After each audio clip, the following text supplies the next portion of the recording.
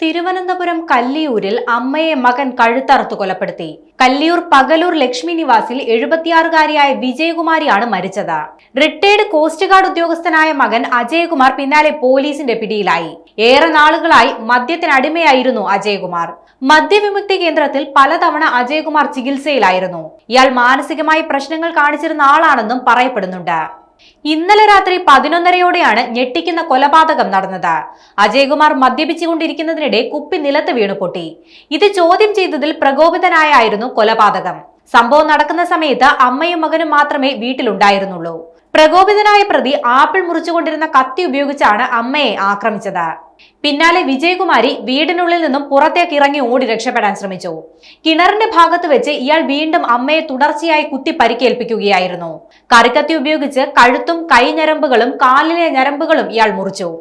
കൊലപാതകം നടത്തിയതിനു ശേഷം അമ്മയുടെ മൃതദേഹം മദ്യമൊഴിച്ച് കത്തിക്കാനും അജയകുമാർ ശ്രമിച്ചിരുന്നു.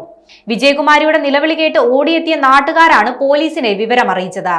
പോലീസ് സ്ഥലത്തെത്തുമ്പോഴേക്കും വിജയകുമാരി മരിച്ചിരുന്നു. സ്ഥിരം മദ്യപാനിയായിരുന്നു ഇയാളെന്നാണ് വിവരം.